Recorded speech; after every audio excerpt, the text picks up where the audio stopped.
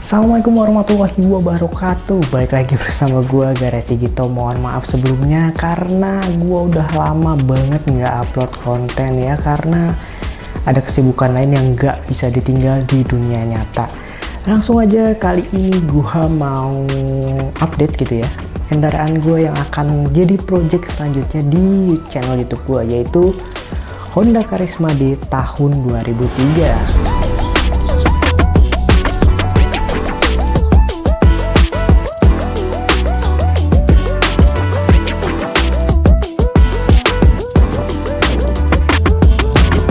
Intinya Suzuki Bravo udah nggak ada, dua tak udah nggak ada di channel gue. Tapi kemungkinan kedepannya insya Allah kalau ada rezeki lebih, gue bakal punya dua tak lagi. Buat kalian yang lagi bangun KPH atau Karisma atau Supra 125 atau Kirana, mungkin kalian bisa subscribe dan juga sharing tentang gimana caranya ngebangun KPH ini. Karena tahun ini 2024 ya, di 2023 akhir itu juga udah mulai ngetrend Supra 125. Oke, langkah pertama ketika gue dapet Karisma dengan harga 3 juta ini adalah bagian kaki-kaki. Untuk ban depan itu bannya tidak bulat ya, atau ban yang gagal ya. Terus untuk ban belakang itu sudah botak sekali. Akhirnya gue ganti ban pakai yang murah meriah ya, karena project KPH ini adalah project yang sangat menggunakan budget yang tipis ya. Untuk sekarang nggak tahu ke depannya. Jadi ban depan belakang gue pakai Primax SK01 yang sangat amat recommended ketika hujan. Cobain aja kalau nggak percaya. Dan juga di tanah, the best lah SK01 di tanah. SK01 gue beli dengan harga sekitar 300 sampai 200 ribu, udah dapet dua, kayaknya 200 ribu sekian gitu, udah dapet dua depan belakang. Dan ketika gue habis ganti ban, muncul masalah selanjutnya adalah gue ganti kampas rem depan. Niat ganti kampas rem malah ganti kaliper. Dengan budget yang sangat minim, akhirnya gue pakai kaliper merek KNZ, harganya 89.000. Sampai sekarang udah sekitar 6 bulan, alhamdulillah gue masih aman gitu ya. Masih terkendali ya dengan rem, dengan kaliper yang sangat murah tersebut. Oke, terus setelah ganti kaliper, udah aman nih, ban depan udah nggak geol dan sudah mendingan ya, walaupun belum bisa dibilang enak ya. Ternyata masalah selanjutnya adalah master rem. Ngurut nih, jadi dari ban, kaliper, terus tiba-tiba master rem gue jebol. Akhirnya gue ganti master rem sampai 2 kali ya, karena jebol terus. Dan ini yang kedua ini gue ganti ori, harganya sekitar 80.000. Alhamdulillah awet sampai sekarang. Oke, sudah ke atas, area atas, kita sekalian habisin area atas. Nah, waktu pertama kali gue dapet, ini yang punya motornya aneh. Lampu sen diganti, yang depan warna biru, yang belakang warna merah. Kagak kelihatan, gue udah sering banget mau ditabrak dari belakang dan juga depan ya. Karena lampu sennya nggak kelihatan. Dia pakai lampu sen yang model jelly gitu, itu nggak recommended menurut gue. Akhirnya gue ganti sekalian pakai sen Dajjal ya. Sen Dajjal ini satunya kalau nggak salah 5.000 dan itu sangat amat terang ya. Coba kita tes ya. Sen Dajjal ini gue beli goceng kayak gini. Nah, ini terang banget sih kalau malam. Kalau siang juga terang. Depan belakang gue ganti sen Dajjal. Selain lampu sen, lampu utama gue ganti juga ya, karena sangat amat busuk. Lampu utama gue ganti pakai laser H6. Dan ya, ketika gue mengganti lampu ini, ternyata kabel yang ada di dalam batok ini berantakan. PR lagi. Ya, begitulah. Setelah gue ganti dan setelah gue ganti lampu full LED, muncul lagi masalah selanjutnya ya. Ini motor masalah terus dah pokoknya. Yaitu saklar sen. Jadi saklar sen ini gue ganti merek Suzuki ya, kebetulan ternyata sama. Tadinya gue beli Honda yang ori, cuma stoknya lagi nggak ada. Akhirnya gue ke Suzuki, ternyata sama. Plug and play juga, harganya sekitar 30.000 ya kalau nggak salah.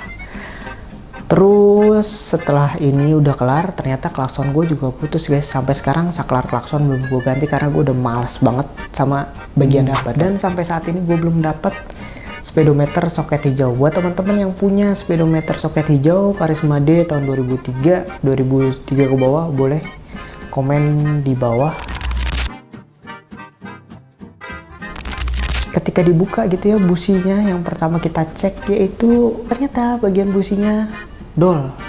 Paling zonk nih dari motor ini adalah bagian crankcase, bangke nih emang. Gue juga nggak ngecek ya. Kebetulan karena waktu saat gue cek itu motor kering gitu, dan ketika ganti busi kan dol ya. Ya udah kalian cor lagi bagian drat businya, di tap ulang lagi di tukang bubut. Nah, ketika gue buka head, klep aman. Pokoknya bagian head itu aman semua, intinya aman. Tapi yang zonk ada lagi guys. Di head itu banyak banget baut yang dol.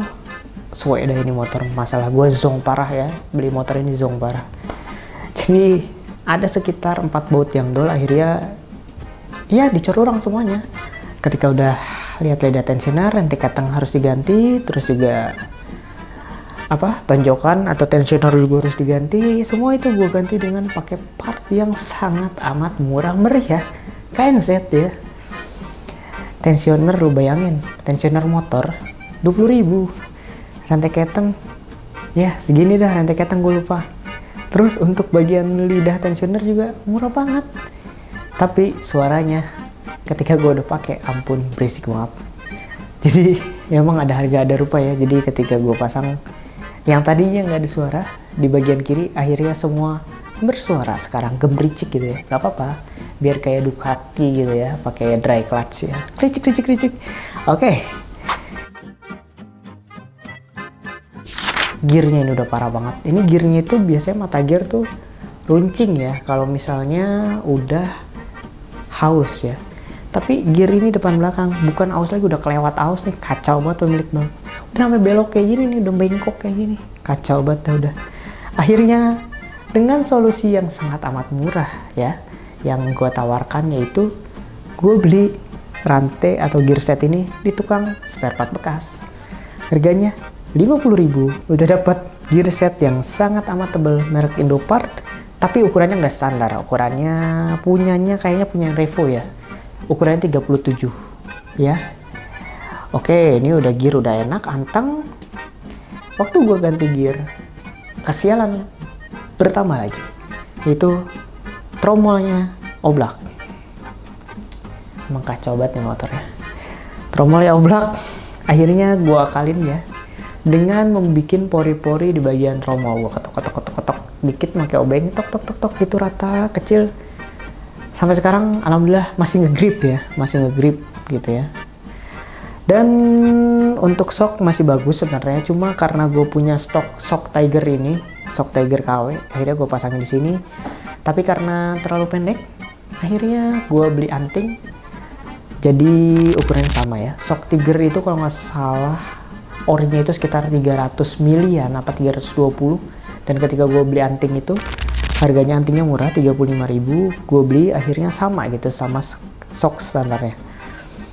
Dan kesialan lagi adalah step belakang ini ya. Step belakang tadinya nggak bisa dipakai, ternyata gue lihat nggak gue cobain, ternyata nggak bisa dipakai. Suwe ini. Udah akhirnya gue ganti step pakai model Ducati ya guys ya, yang lagi ngetren kita sekarang nih, pakai model Ducati. Harganya 30.000 guys. Pokoknya ini motor murah meriah banget lah. Karena gue dulu itu pernah bangun Supra 100 ya, Supra X100 versi Taillook gitu ya. Jadi gue sedikit banyak tahu gitu tentang spare part Honda ya. Dari mulai yang KW gitu, kalau kayak mesin misalnya dari mulai NPP sampai Vito gitu, gue tahu lah masalah Honda. Jadi ini bukan pertama kali gue bangun motor bebek Honda, ini gue kali kedua. Dan karena gue inget dulu gue suka banget sama knalpot Suzuki dari Thailand, akhirnya gue cari Suzuki. Tapi kali ini beda, karena dulu gue banyak duit, sekarang gue lagi ngirit ya. Gue cari di Facebook tuh, akhirnya gue nemu yang jual silencernya aja, silencer bobokan, harganya 50.000 guys.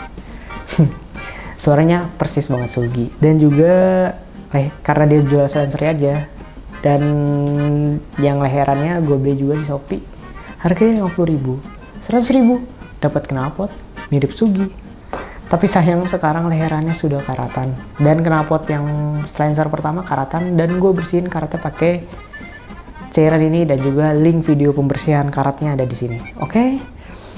Lanjut, akhirnya mulus lagi tuh knalpot di kanan dan sekarang udah mirip Sugi. Terus sekarang bagian kanan yang paling kacau lagi dari bagian mesin adalah di bagian kanan itu kan kopling ya. Koplingnya udah nggak enak semua. Selip dari mulai RPM bawah sampai RPM atas. Sampai sekarang belum gue benerin karena gue cuma 50 kilo dan menurut gue itu masih bisa di masih maklum lah, masih wajar gitu ya, nggak seselip itulah.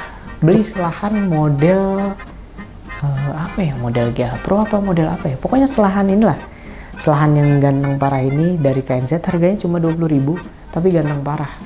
Daripada kalian beli selahan Daytona ya yang mahal banget. Emang beda sih looknya, tapi emang kayak gini aja udah cukup tambah ganteng gitu ya. Dari sebelah kanan lebih keker. Selahan gue ganti KNZ, kopling yang kacau tadi, dan ya seperti inilah kondisi motornya. Dan video selanjutnya adalah mungkin mengenai perbaikan selanjutnya ya, yaitu